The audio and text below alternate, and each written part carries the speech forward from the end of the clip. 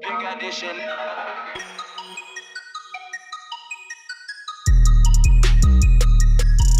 Yo, what's going on, everybody? It's Two Broke Dads, man. Where we at now, man? I think we like at episode 6, man. But yo, with a face.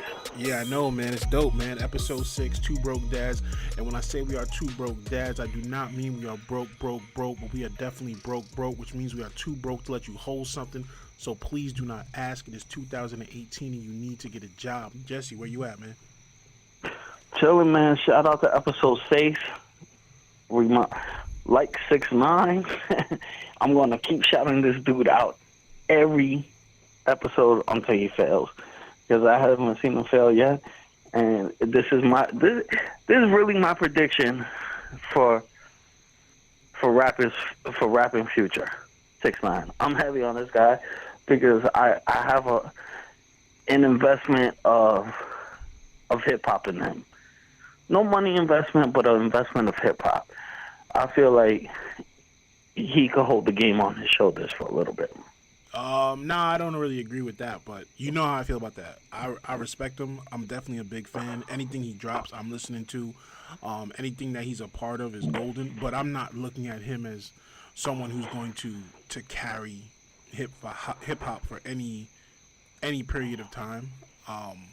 But I will say this: the more I listen to him, the more I miss people like mostly GS9. As I listen to Tekashi, I miss Bobby Shmurda and Rowdy Rebel a lot. Yeah, they were kind of like on the same wavelength, right?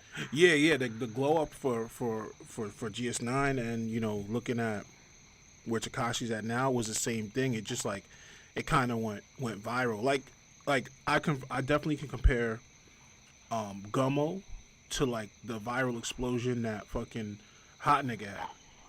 It just popped up, and then it was everywhere. One of my favorite tracks with Bobby Shmurda, R.I.P. to Chinks, was Bodies, with Shmurda, Rowdy Rebel, and Chinks Drugs on. That was like probably one of my all-time favorite Bobby Shmurda tracks. Yeah, y'all remember that when Chinks had died, and that's the thing about being a rapper in this day and age.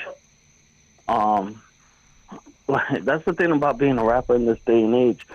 It's kind of like, you know, if you're up and coming and you're that kind of neighborhood, it's almost like death is around the corner. Nah, it's shitty, man. Like probably one of my all-time favorite rapper was Stack Bundles. Just kind of pairing that off. No, he was not. Yeah, he was. Yo, Stack Your Bundles, all-time favorite. One of my all-time favorite rappers. I'll be honest, like certain rappers passed away, and like I never cried for no rapper passing away. I never cried when Stack passed away, but like that was the one rapper who passed away who I was like, damn, like. And the thing that was crazy was because Stack was like, I don't want to say he was on the verge of blowing up, because I think he already blew up. I think he was on the verge of becoming a mainstream artist. And like, I just feel like we were robbed of all of his potential. I'm not going to debate that with nobody about Stack Bundles not being dope. One of my all-time favorite rappers. No, Stack was dope, but yes, you said your all-time favorite. Stack was one of my all-time favorite rappers. If I had to make a top 5 of rappers, Stack would be in there. Even if he was number 5. I don't believe that. I don't believe you. I don't believe you. Like, well, it's different. You listen to different people. Different people? Because of the way you invest. We have a lot of the same favorites. We do, but the way you invest in Tekashi is the way you invest in the wave, what everybody else is riding on. How so? Tekashi has a lot of haters. He does. I know every rapper does. Every rapper has haters, but you know what? I guess it was a different pairing for me, because when I was doing radio, I was listening to way more underground stuff. So I know you heard a lot of Stack stuff with Joe, but right. I heard a lot of Stack stuff that was just Stack from the beginning, just Riot Squad, Stack Bundles. all the way up to his prime with Bird Gang and Jim Jones. Like, I'm just saying on a personal friendship level. I mean, I know that, there was a couple years, we were like, what up to each other? We didn't have a conversation, but never once did I hear you like, oh, Stack Bundles is the best. Stack Bundles is, and we were talking heavy during those years. yeah, you got to figure though So too. I got to call BS on that. When Stack kind of grew, we were in college, so when Stack got to that level, it was college time. So we didn't go to the same school in college. We checked each other on the weekend, so it's different. Bro, but you were a heavy M fan, and you're not gonna put Stack over M. No, I'm not gonna put Stack over. Well, if I had to put Stack music over Eminem's last album is trash. Oh, that's but yo, different. it doesn't matter though. That's different. Like for me, I can't be like, oh, I'm gonna be a fan of this person forever. Like, I'm not a fan of Eminem right now. No, that's different. That's different. I understand that, but I'm saying if you're saying top 5, yeah, my top 5 Stack Bundles will be in my top 5 lyricists, hands down. There's no doubt. Oh, now you're changing it, but not top 5. Top 5 rappers. It doesn't matter. If I had to pick 5 rappers, I would start with Stack and then I would debate it because I think Stack was that dope, and I think Stack has so much potential to be even bigger than he was. And like you said, certain people, they blow up and they don't leave behind, where they're from. Certain other people, they blow up and then they move. They move out of their hood and they still do what they got to do, but they're not in that situation no more. It's unfortunate, but Stack got killed right in his own neighborhood. Like, that shit was sad. But yo, all right, bro. We could debate on that. I mean, but Stack definitely was. Stack was official. No, we could debate on it another time, but I think Stack is better. Stack Bundles is better than Tekashi. Yeah, I mean, I wouldn't argue that. I'm not arguing that. I'm talking about the future of Tekashi. Is what he really like? I just feel like in 2020 we're not gonna be talking about Tekashi. I don't know. He's making a lot of waves, bro. Making a lot of waves. My hats are on Tekashi. My chips are on Tekashi right now. For the next rapper to prove he's really proven himself out there.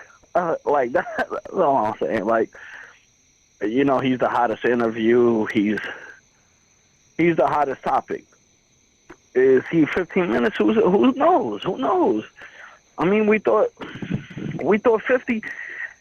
It's funny because people don't realize about 50. And I know I keep making this Tekashi and 50 comparison, and I really going to keep making it. Because what people don't know about 50, yes, How to Rob, he did kind of blow. I think it was in the In Too Deep soundtrack with Rowdy, and Power the Dollar. Now, you're talking about 99. And that's not what blew up 50. What blew up 50 was 2 years later when he saw Shady.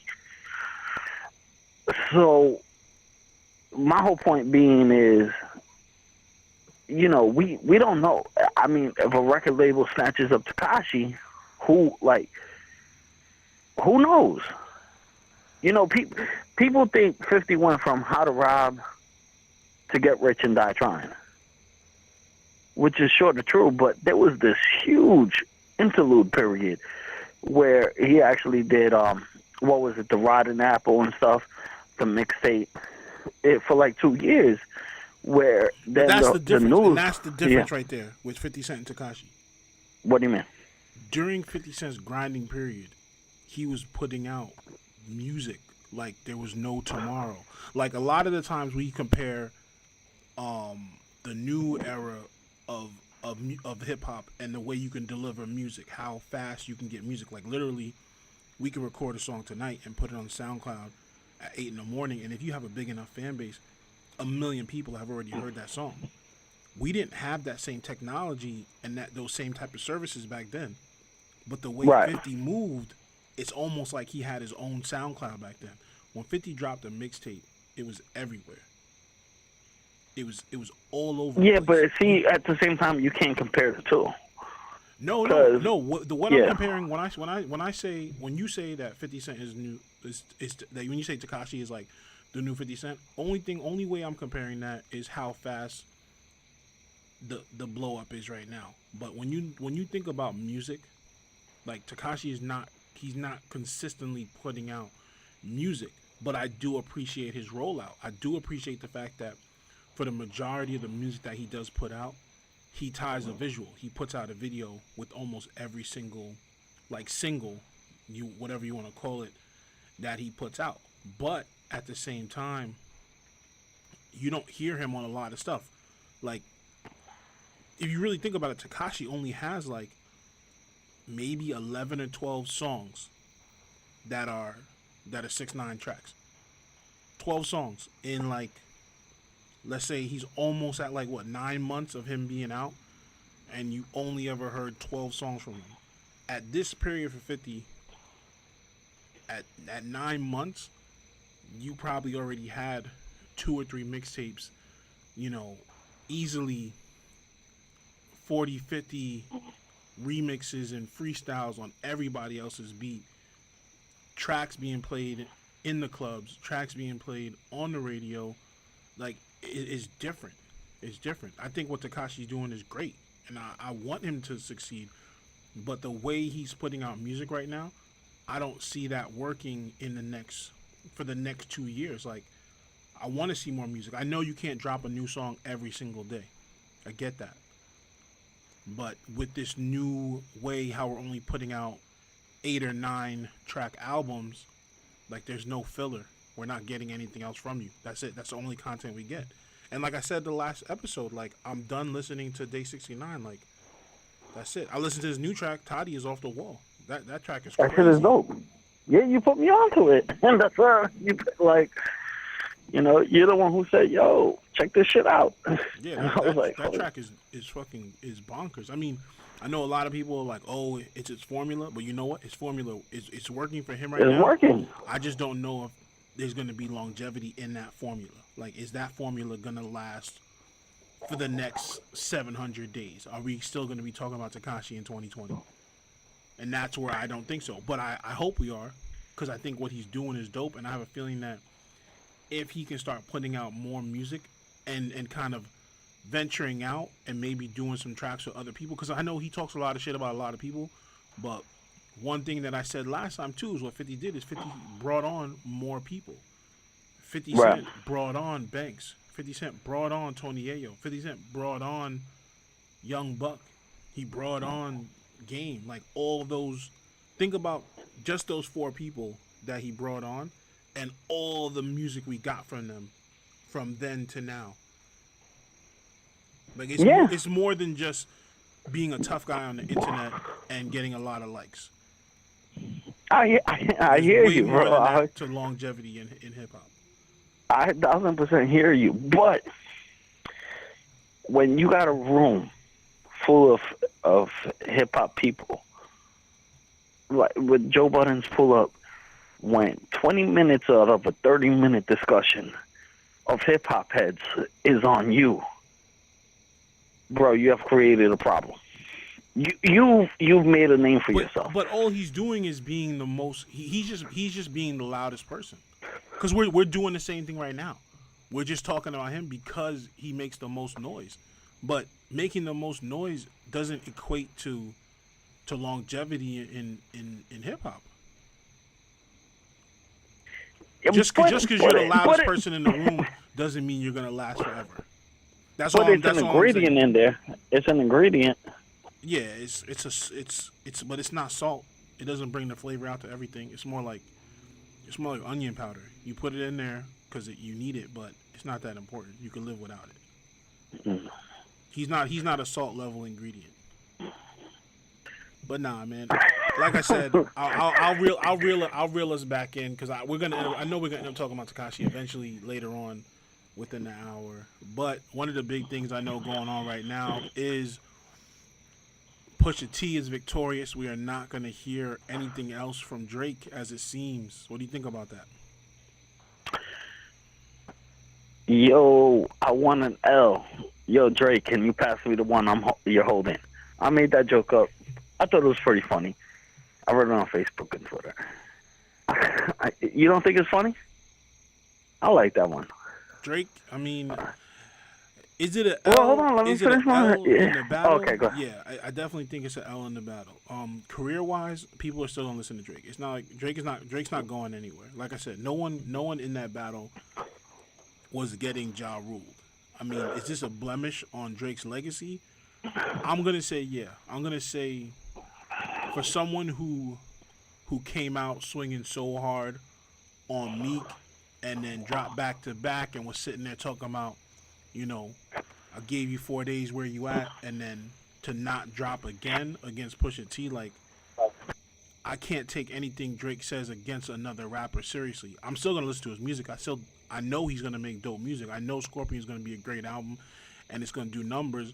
But if you start talking about what you're gonna do to X, Y, and Z's rapper's career again, I can't take you seriously. Yeah. Okay, I have a couple things to say on this because Joe Budden podcast, which I love, was talking about this, and Joe Budden said how him and Saigon had a beef, and Saigon messaged, talked about his son, and I wanted to look this up earlier too, and I forgot to bring it up on the show.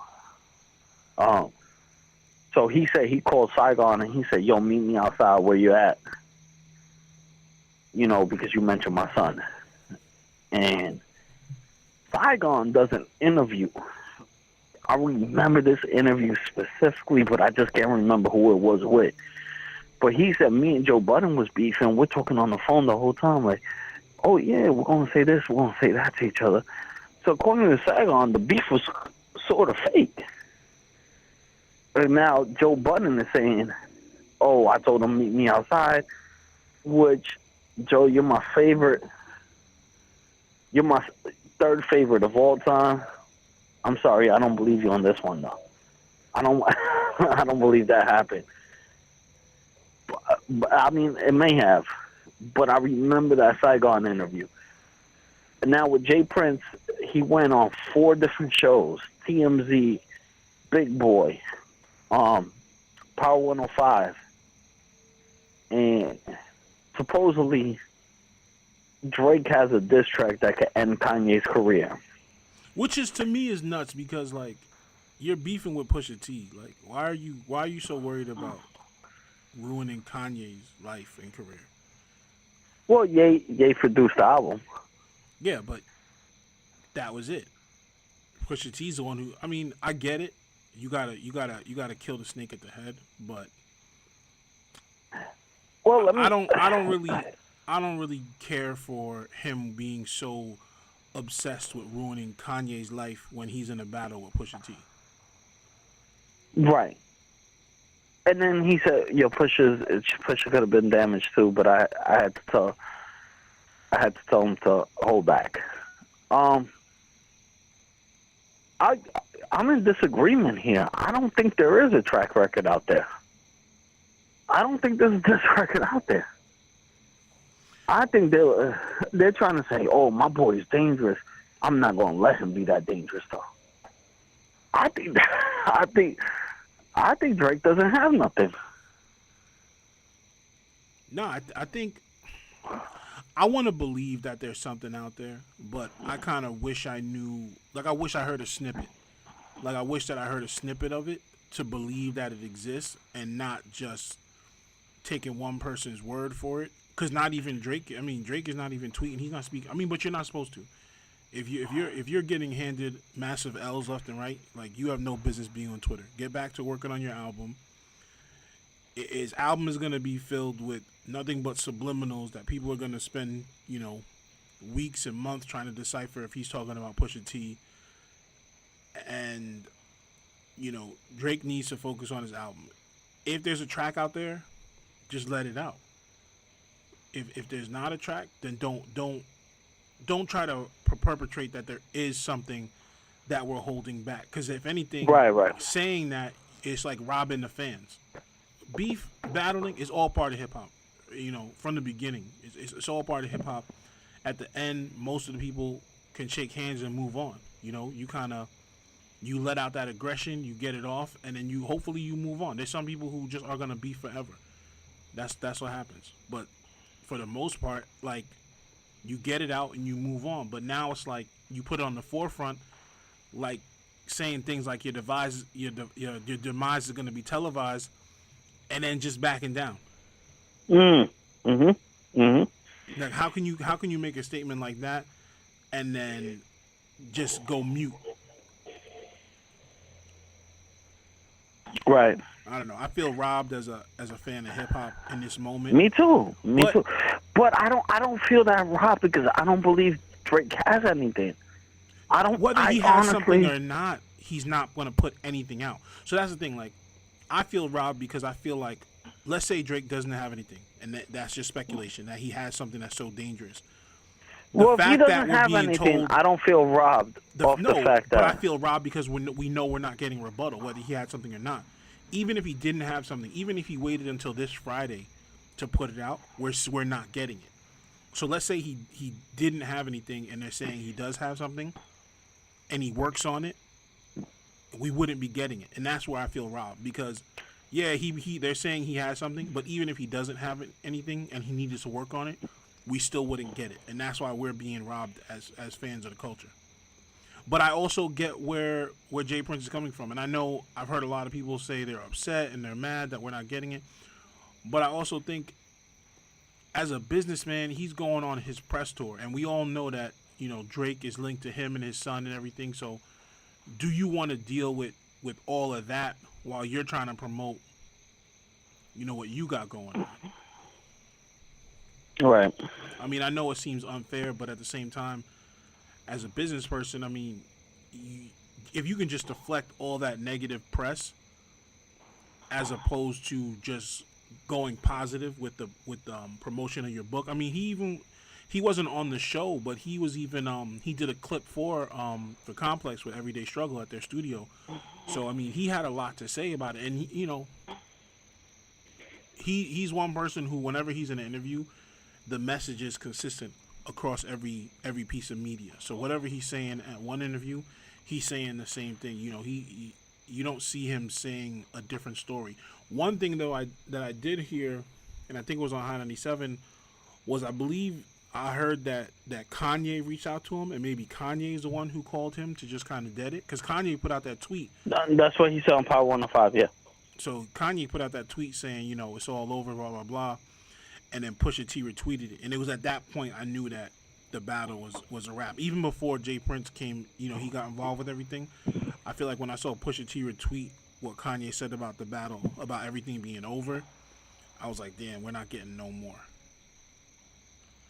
Yo, I actually interviewed Jay Prince before. Oh, for real? That's dope. It was, remember I was doing the boxing podcast and stuff? Yeah. I got his number through Google and stuff, and we interviewed him in the same episode we interviewed Roger Mayweather. I was like at a gift getting these guests, bro. It was an underground boxing, and we interviewed him. I talked to him and stuff.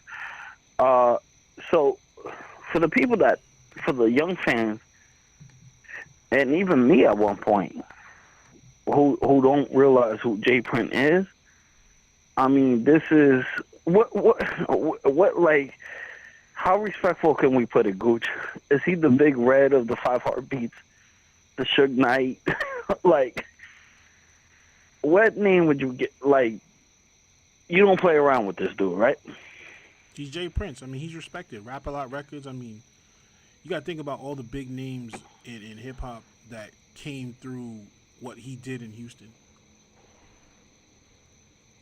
But I'm saying, like, to put to young cats, like, why they should be scared of Jay Prince. Is there an example we could give them? No, Not scared, but I don't have no example. I mean, he's someone who's respected in hip hop. I mean, and it should be as simple as that, to be like, yo, you got to respect people who paved the way and things that he's done, and the blueprint that he laid out set it up for other people to come through. So off of that alone, you should respect him as who he is. And then you can take all the stories and the memes and you can add that on there and create that level of fear. But as far as respecting him for everything he's done, that should speak volumes alone. And I can see why, he kind of jumped in the middle of this Drake thing. I mean, it's hard because we, as a fan of the culture, you wanted to see that battle, and we got a taste. But we'll see what happens. I don't think all doors stay closed forever. No, yeah, definitely. I mean, well, the only thing I could hope to happen is I know you wanted to end it on that one, but a Nas Ether 4 months later. But I'm with you. I'm closing the book on this beef. It is what it is. Drake lost.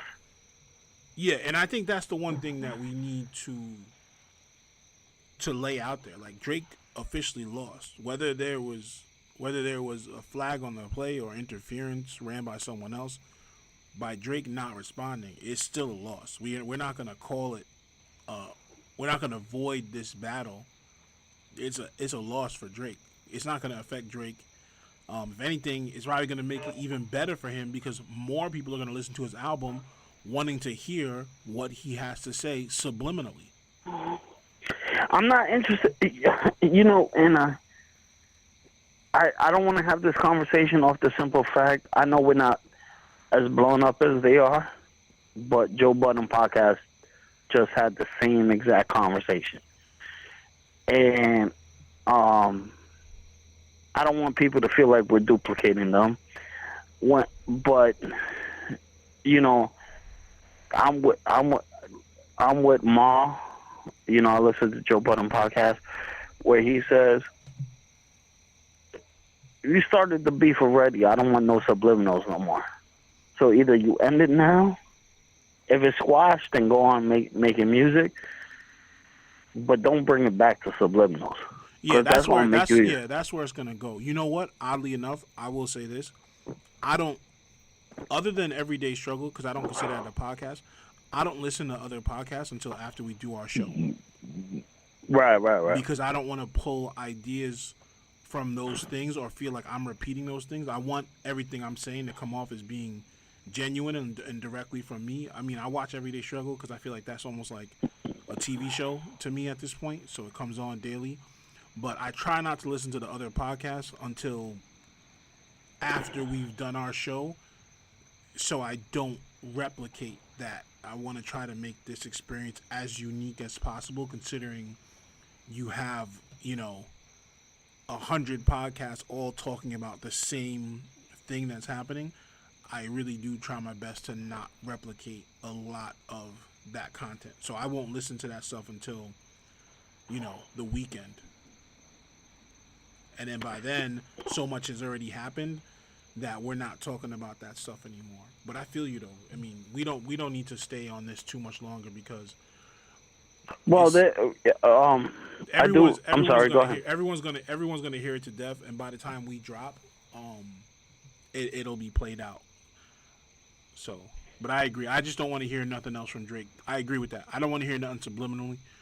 He's going to. We know he is. But I think by doing that, you're just gonna look like a sucker. Yeah, I mean, yeah. I mean, Drake, take this out. I'm not even going to take into consideration that he has another record, because I don't care. If I can't hear it, I don't care. And that's the way. And that's why I feel the way I feel. That's why I feel like we're getting robbed, whether you have it or not. If you don't have it and you're not putting it out at this point, then we're robbed. If you do have it and you're choosing not to put it out, then we're robbed. So I don't really care about it. I just don't want to hear Drake talking like a tough guy. If you can't talk like that and not back it up. Yeah. Well, I mean, we shall see. There was a news story that was interesting that happened here in Long Island. And I usually don't cry at the news, bro. But this shit broke my heart, made me shed a tear as a pops. I don't know if you heard about this story. So, a guy from Coram, New York, he gets visitation rights. The mother brings him for visitation rights. There was a custody battle the next day. I'm actually about to tear up right now. I'm not even kidding, because this shit broke my heart. I was watching the show on Channel 12 News. She gives him the 2-year-old boy. He takes off and goes to Virginia. She wants to put out an Amber Alert. NYPD says, no, there's no reason for an Amber Alert. He doesn't have a history, criminal record. There's no reason to believe that the kid is in any danger. Right?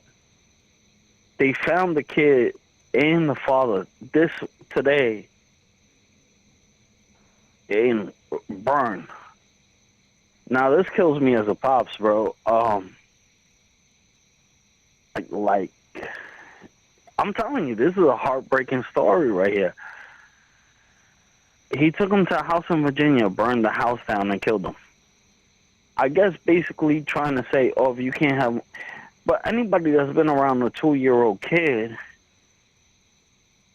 like, if you can't know the innocence of that to take that life, I don't know. That shit is disgusting to me, bro. No, it is. I mean, I heard parts of it. I don't get a lot of local news, of course, not being in New York, but big things like that usually make their way down here. Of course, a lot of my friends online and social media are all from New York, so they're going to share those stories. But yeah, man, he took the kid to Virginia, and he was supposed to be in court for the custody hearing tomorrow, Thursday. Now, it's crazy. It's disgusting, I don't even really, I don't know. Have words for this? Yeah. Nah, I don't have any words, because I don't want to speak on someone who would do something like that to anybody, let alone your own flesh and blood, your own kid. But to do it to anyone, period, is disgusting. But to do it to your own son, there's really no words. All I can say is, my thoughts and prayers are with the family, and, R.I.P. to the little dude, Giovanni. This shit is sad. Yeah. It's disgusting. But, that's the world we live in. I mean, I just can't picture being a pops and trying to kill a son. Like, I don't know. It's not something that normal people would think of and consider. And you don't know everything nothing that he did is excusable, but you don't know what was going on in his head, why he made that decision. But like you said, it's kind of like, well, if I can't have him, then no one can have him. Well, I think that's what the issue was. I think it was. Yeah, but there's so many ways around. If you really feel like you are the most competent parent, like, do what you have to do to make that scene, or just work it out for the life of the kid. Like, you can have an amicable relationship with your partner for the sake of your kid. My point, if it was at this point, she was the one that probably said no. That's my guess. He was probably the one that's like, yo, get the fuck out of my life. But still, at that point, you got a custody hearing. I mean, don't hurt the boy, man. Like, don't hurt a 2-year-old kid. Yeah, they're saying that there was no Amber Alert went out or something like that. Well, I said NYPD. She notified NYPD for Amber Alert, and NYPD pretty much said, "Well, he was in no danger." I mean, so, and that's the thing, like these organizations, police or whatnot, they have their protocols to follow. But I feel like whenever there's a kid involved, like, you have to take caution. I remember let's say I took Jesse across the street for some pizza, and my son's mom put out Amber. I'll be like, what the fuck? I'm coming home now. You know what I mean? And I think I don't mean to laugh at the situation at all. I'm just saying the protocol is there for a reason. I mean, do you get what I'm saying? I'm not laughing at the situation at all. No, I understand exactly what you're saying. I just feel like when you're looking at a kid, a child, a baby, like you have to think outside of the box. You have to think outside of what's written on paper, because not everything that's written on paper is right. And the problem with a lot of the rules and like laws and even like the Constitution, it was written at a time where things were different, and these rules and laws, they never get updated. And it's a similar situation with this, is where, yeah, that protocol back in like the 40s and 50s, when you didn't have cell phones, you didn't have things like that, it was kind of like, oh, well, he's just with his dad, he's safe, don't worry about it, ma'am, he's okay. And now it's like, no, the world is different and people are fucking crazy. And that's what it boils down to. People are fucking crazy. This guy is fucking crazy for him to do what he did. Well, the world, it's a sick world. It is. It's always been. But now that we have the internet and TV 24/7 and we just are consuming information all hours of the day, it just seems crazier because we can access this information in the blink of an eye. But there's always been just crazy people like, yo, I watch a lot of those, I watch Investigation Discovery. That's like my favorite channel. And I see all of the craziness that's been going on. And to me, it's new information because they're just putting a TV show to the crime. But a lot of these things happen in like, 60s, 70s, and 80s. Like, people were wilding out back then. It's just now there's a channel dedicated to it. It's nuts, man. It's gross. When I watch some of the things I see on TV, it always makes you, as a parent especially, it makes you weary of everything. But you know what? I'd rather be weary and have my kids safe than be blind to the craziness that's happening and, be faced with a situation that I don't want my children to be in. So, I mean, they're not on lockdown. They go out, they play, they do what they got to do. But, like, I'm very picky with even the people I let around them.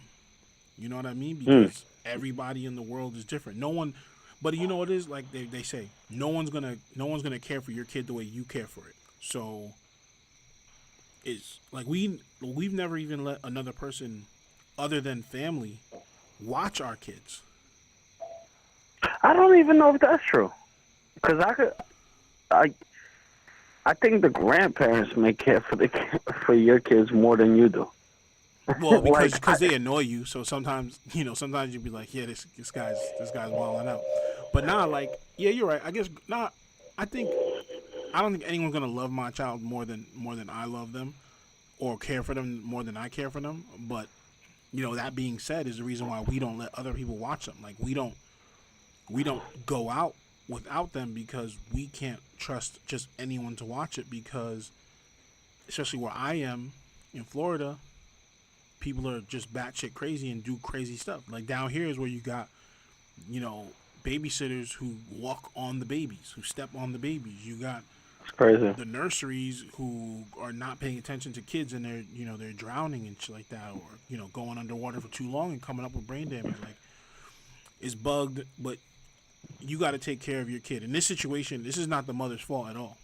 So when I say you got to take care of your kid, I'm not pointing any fingers or any blame at her, because he was with the father. Out of all people you would think would potentially be dangerous to your kid, you would not think it would be the father. And you know what? We'll change topics real quick too, because that's what really broke my heart about the whole shit, bro. It's not like it was a kidnapper. I mean, yeah, I know a 2-year-old, but the fact that he did this to his own son. Nah, it's fucking disgusting, man. I hope he fucking rots in hell for the rest of eternity.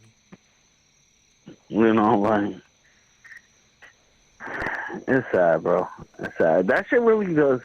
Have you ever had like a news story like really hit your heart like that? I'm like, I was sitting there watching the shit. I'm like, oh my god, and I almost felt like crying, like, and you hear shit on the news all day long, but this one really like, and then I see the kid and they put the. It's a sad story, bro. It's a sad story. No, it is, man. It's definitely crazy, man. But yo, man, what's going on with the freaking NBA Finals, dog? Like, What's the score looking? I just stepped outside to talk to you. of course, it's gonna be the Cavs. What's the top. score looking like right now? Yeah. Right now, halftime, Warriors 52, Cleveland 58. I was reading online earlier that somebody said some wackadoo said that the NBA is scripted and the Cavs are gonna win in Game 7. I've heard that before too. Well, not that necessarily, but I've heard the Game 7 theory. Well, if you really think about it, like all right, referees can change the outcome of a game, and To an extent, even. Yeah, and there has been referees who have been caught doing illegal shit to change outcomes of the game for gambling. So it's out there. The referees have the power to do so. But am I to believe that the NBA is the WWF, that we're out there just to make money? Of course, a Game 7 makes more money than a Game 4 blowout. You know what I mean? Yeah, I don't think that's the case. I really don't. I've heard the theory before. I'm not a fan of it. Everybody wants to find a conspiracy theory for something. I just think that LeBron is really the best player to ever play. I mean, look, you got the best player ever against the first best team ever. That's all. That's all it comes down to. You got the best player ever. Now, I'm not saying that Michael Jordan was a part of that team. No, I can't say best team ever, because Chicago Bulls might have been the best team ever. But you got the best player ever. Well, I mean, am I right? Almost the best team ever, right? You talking about the Warriors? Yeah. Yeah, I think they're probably one of the. They're not better than the Bulls back in the '90s, but they are the best team ever in the last 3 years, considering the addition of Kevin Durant. Yeah. So I would like a Game 7. I'm going for the Cavs. And for me, I just watch basketball come playoff and championship games, and LeBron is really entertaining for me to watch. He's really entertaining. I think I'm not a huge basketball fan. My brother was always a bigger one. But if you ask me, I think he's the best player to ever play the game. There's always going to be the debate, Jordan versus LeBron, or I think it's always going to be Jordan versus LeBron. Like, I love Kobe, but I don't put him in the same category as the Jordan versus LeBron conversation. I think LeBron has already made himself one of the greatest basketball players of all time. If you want to look at stats and achievements and championships, then you're always going to pick Jordan or Kobe over them. But what I look at in LeBron is, in the last 8 years, last 9 years, the last 9 finals, whatever team LeBron is on is in the finals. And I think that says a lot to how great he is. Because the last 9 NBA finals that we have watched, this one being the 9th one, whatever team LeBron is on, he was in 8 of them. Is in the finals. That's crazy. This is his 9th final appearance. And he's been with 2 different teams, but technically if you break it down, he's been doing this every year playing from September to June for the last 9 years. You can't, and whatever team he's on, that's the thing. Whatever team LeBron is on is the team that's going to the finals. There's like no debating that right now. Yo, if I was like Warren Buffett, I would make the Elmont Sharks make Belmont a freaking stadium and get LeBron. And that's the thing. Like, you can put him on any team. Well, I'll say this. You can, and I know people can give me shit about it. You can put LeBron on any team in the East, and he will be in the finals. The West is... Why not the West? Because it's a different playground. Because right now, LeBron is 1-2 versus the most dominant team in the West. So Golden State. Yeah, versus Golden State. So let's say you put LeBron on like the Knicks. Well, that's the East. So if you put LeBron on the Knicks, they're gonna bring players there to play with him, and he's gonna take them to the finals. And that's what it is. LeBron is gonna take them to the finals. So you can put LeBron on the Knicks, and he's gonna take them to the finals. But I will say this: speaking about basketball, real quick, with the finals and whatnot, I feel like the happiest person in basketball has got to be Kyrie Irving. Because why? Because him leaving Cleveland because of whatever issues he had with LeBron and door management, and going to Boston and thinking he was going to take them all the way, and then getting his surgery and being removed from the team, having to take the bench. If Boston had won and beat Cleveland, it would have shown that they never needed him. But because they lost, there's always going to be that speculation where, damn, if we had Kyrie, then we could have beat Cleveland.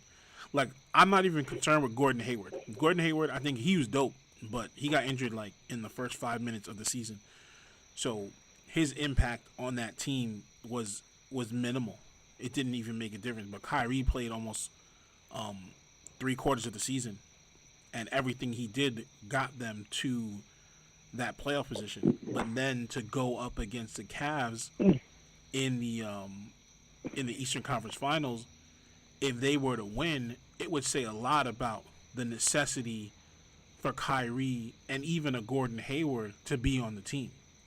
And that would make it so that they could potentially just trade those guys out to get other role players on the team and get good ones at that. Because, Kyrie's not going to be cheap. Gordon Hayward's not going to be cheap. You know what I mean? If they had, since they lost, it's kind of like, all right, well, we can do it again, but this time we're going to have a healthy Kyrie Irving. Yeah. Interesting. Yeah, but back to Bron, man. He's any team you put him on in the East, he's gonna take it there. You can put him on the fucking Orlando Magic, and he will take Orlando Magic to the finals. Yeah, I mean, I got my money on. Well, the only reason why I have my money on the Cavs is if I'm a gambling man. Oh, did you hear about this? It's getting made official in states, sports gambling. So Delaware was the first one approved of it. I think it's going to go to Jersey next. To make it but legal to gamble on sports? Yeah, you never heard about this? No, I heard about it. Is that what it is? So you can legally bet on football games, basketball games, stuff like that? Yep. But where? I love this stuff. Where are they going to open up sports? No, I think it's going to open up in the casino. Oh, what if you're... All right, so I'm different. I'm in Florida. So Florida, we have casinos. No, it's in Delaware. Delaware is the only one to pass it yet. It hasn't been passed in every state. I think so. I think there's 2 casinos in Delaware that have passed it. Yeah. Dover Downs and Harrington Raceway, yep. Yeah. Those are racetracks. Are they also casinos? I guess they are. It says Dover Downs is a hotel and casino. Okay. Yeah, but you know what? It sounds like a racetrack. Yep, it is a racetrack. It is a racetrack. I know Dover Downs. And then I think it's going to go to New Jersey also.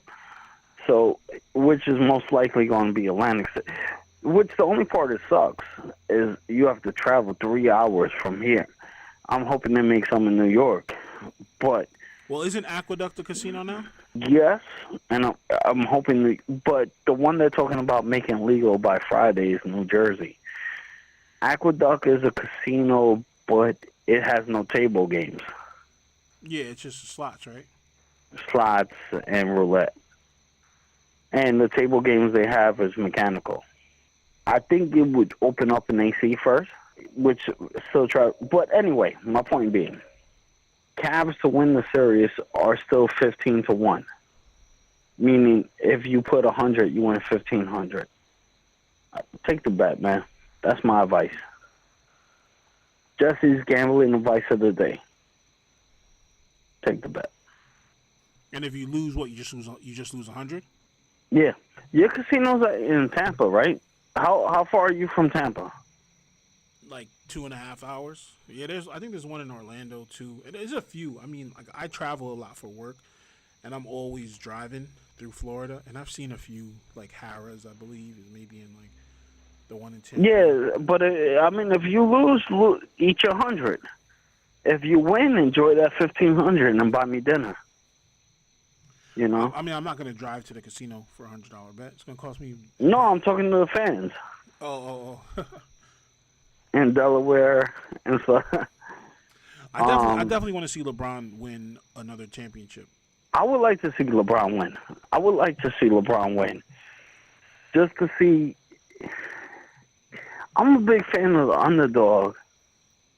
Yeah, and that's the way I feel too. And I'm not considering LeBron like an underdog, but I like. Well, that's I like the whole LeBron's weird part story. of the situation. I like his story. I like the fact that he grew up in a city, played ball there, got drafted there.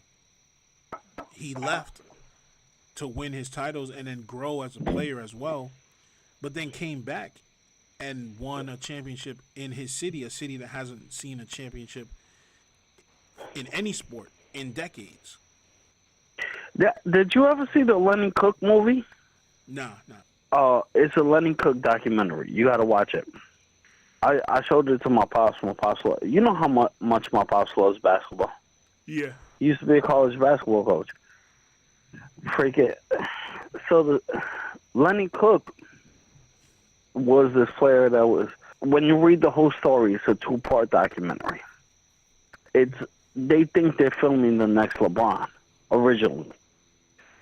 So, you know, he's talking about chilling with friends. Like, they all get invited to this basketball camp, him and LeBron. You know, he shoots on LeBron. LeBron shoots at him and stuff.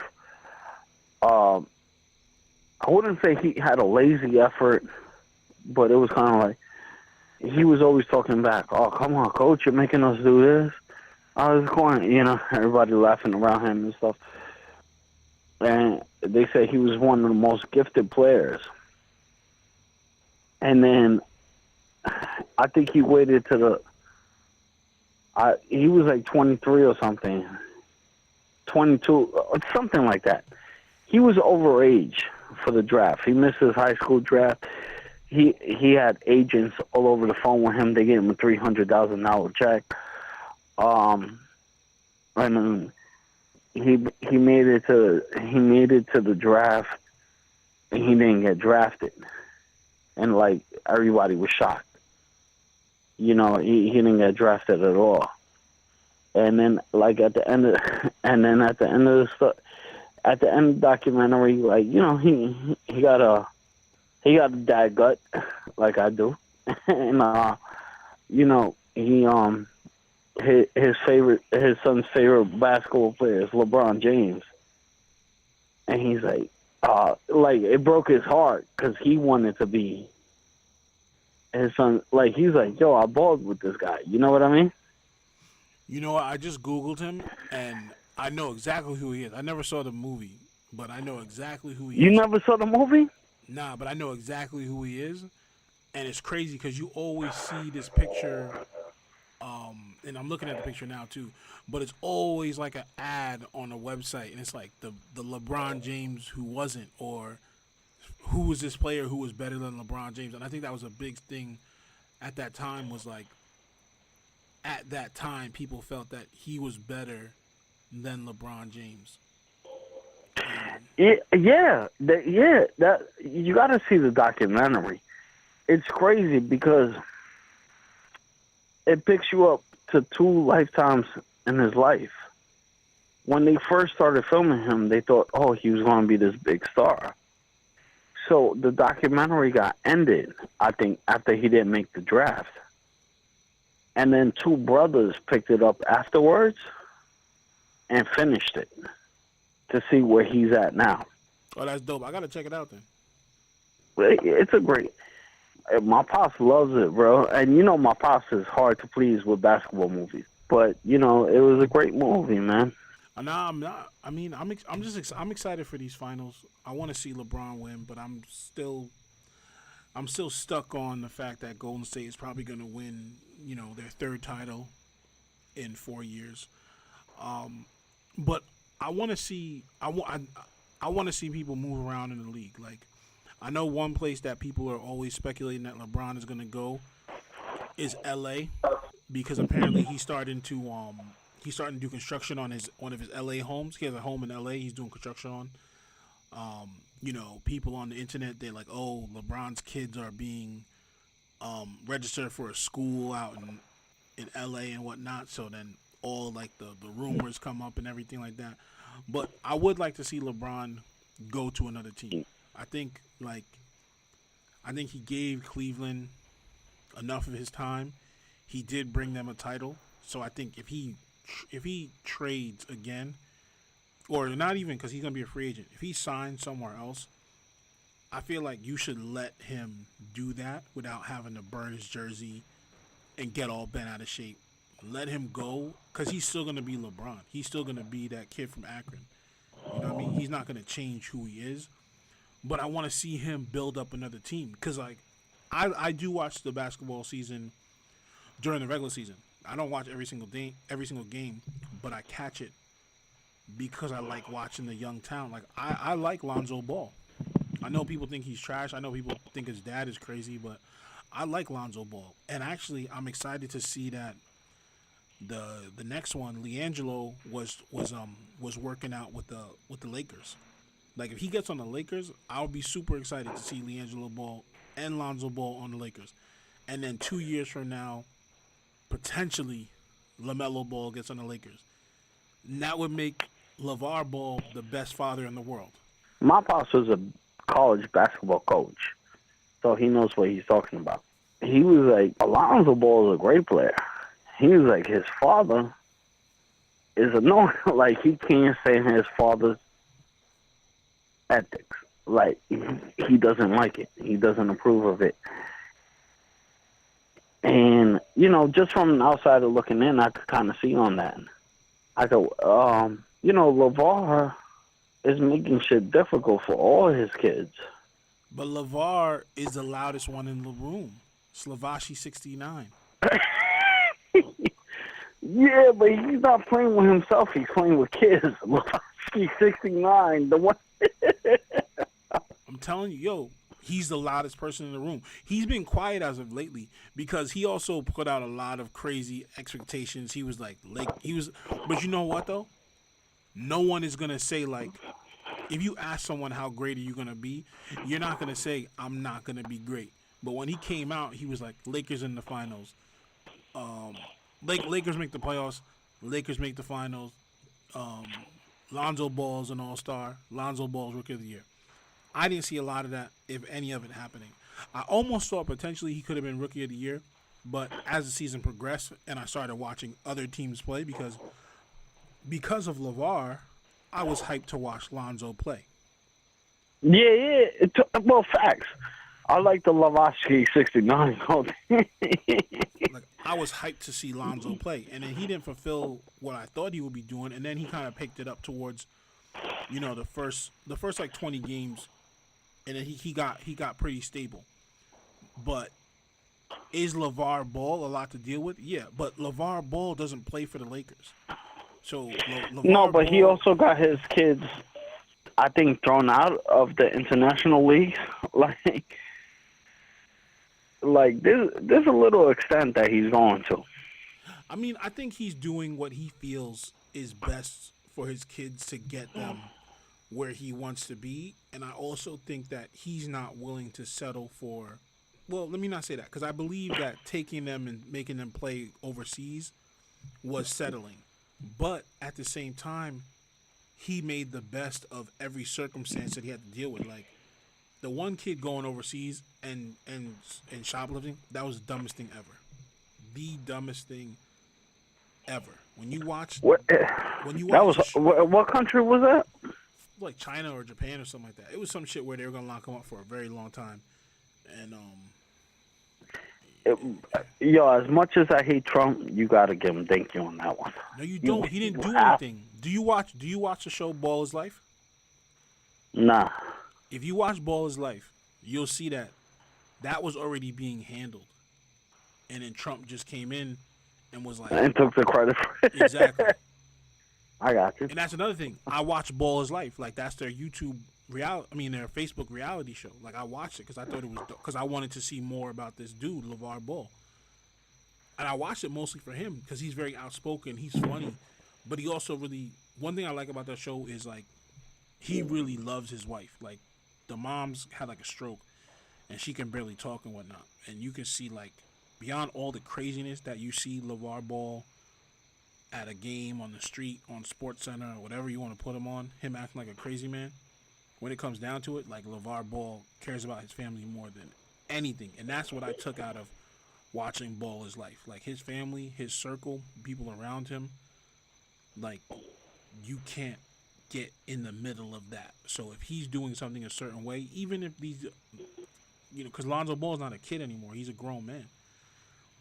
But he's not going to let anyone get in the way of him doing what he feels is best for his family and his son. So it's unorthodox methods, and it's crazy, but he did get one kid to the NBA. And potentially he's going to get a second one there. So you No, I mean, do you ever see Kenan Thompson's impression of him on SNL? Yeah. It's hard, man. They got Keenan playing every damn shade of black that's invented. They got, but he does it great though. Nah. He definitely does a good job. I mean, it's just funny because, like, his LeVar Ball is also his Steve Harvey. It's just funny. Yeah. He's not as good as Jay Farrell on switching them up, the impressions. Nah, Jay Farrell was dope, man. It's a shame that he kind of got cut, but he's in a movie I'm about to watch later on. He was in this movie called Unsane, which is dope. I want to watch it because it was filmed with the iPhone. I mean, it's like a horror or suspense movie. They must be paying you to say that shit. That shit sounds horrible. Why? Because it was filmed with an iPhone? Or no, just because Jay Farrell. No, he's not. But he's not playing. He's not gonna turn into Denzel or Shaq during the thing. Like, he's gonna be. He has a serious role. That's what makes it worse. That's what I'm saying. That's the whole point. I can't see. Yo, did you like White Famous? I never watched it. It was bad, bro. It was bad. And then, I like Charlamagne the way he said he puts everything on Angela Yee. Shout out to Charlamagne, bro. He's steady becoming my favorite commentator and shit. He was on Bill Maher this Saturday. Did you see it? Nah, I read about it though. I heard he held it down though. Bro, he did a great job. One thing I would like to have happen, but it was 6 months ago anyway. Him acknowledging giving Bill Maher donkey of the day. He stuck to his points and stuff, and I really see Charlamagne becoming. Well, you said we're not going to talk about Tekashi in 2020, right? No, I don't see that happening. I don't think we're going to see Charlamagne on the Breakfast Club in 2020. I hope not. I mean, not in a negative way. I just think that he's more talented than that. I think he's going to get. That's what I'm saying. I think he's going to get another deal. But where's the Real quick, shout out. We're talking about SNL. Yeah. Shout out to Pete Davidson. He just seems so nerdy to be with any girl. Period. So TMZ did that. SNL guys get those girls? No, Like, I'm not saying like, oh, shout out to him for bagging Ariana Grande because Ariana Grande is bad. I'm just saying shout out to him because like I just didn't see. He always seems super flaky in every interview that I just didn't see him like bagging anyone. Period. that's what I'm saying. But SNL guys get those girls. David Spade, they dated models while he was on SNL. It's like SNL is the golden ticket. Yo, thinking about talking about David Spade. R.I.P. to Kate Spade. That's his sister-in-law. Oh my God. Honestly, I didn't know who she was at first. You never heard of Kate Everybody, Spade? Like, you go into Marshalls, you got a bunch of watches there for sale. bro, I'm so bad with shopping. I don't know. I never heard of Kate Spade. No. First thing that I thought of, no disrespect when she passed away, was that sounds like David. Is she related to David Spade? Well, yeah. Well, she's married to His brother. David Spade's brother Andy. But yeah, that was sad, man. She definitely was.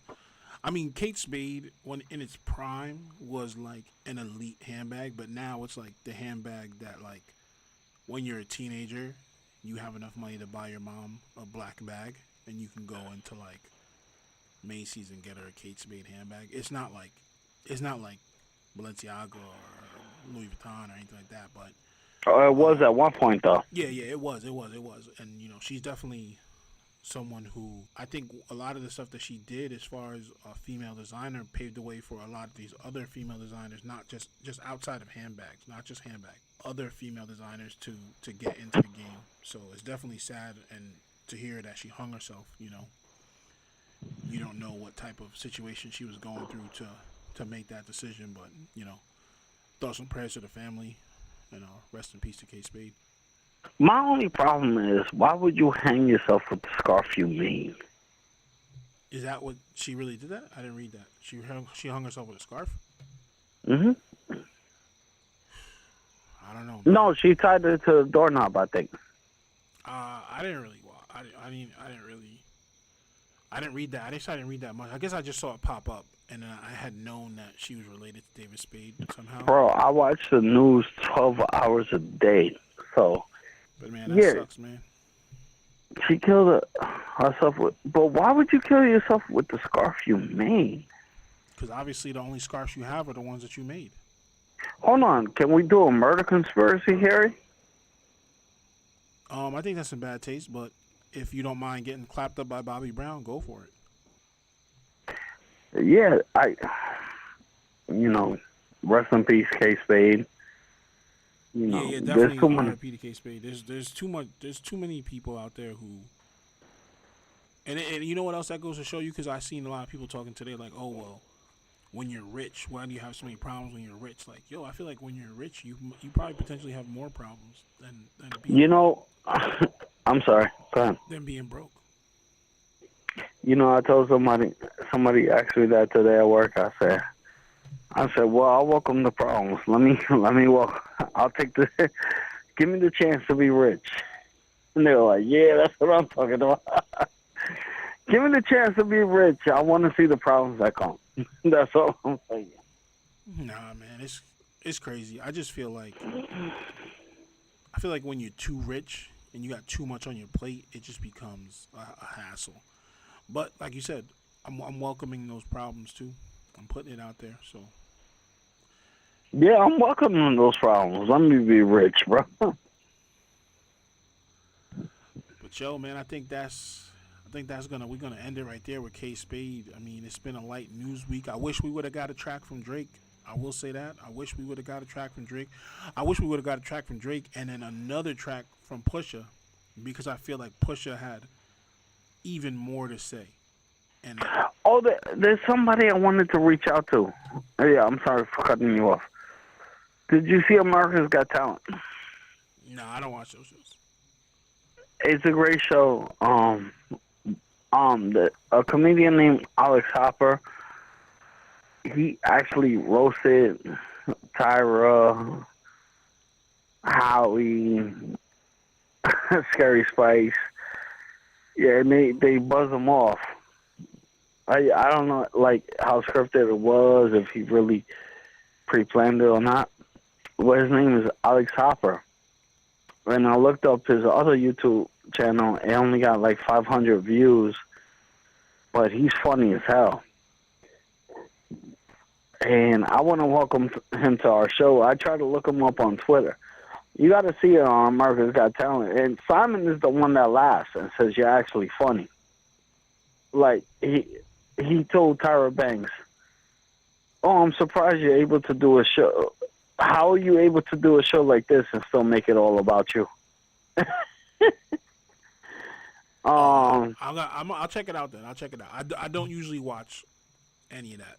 America's Got Talent. Yeah, his name is Alex Hopper, bro. Like, I think he fooled the pre-auditions.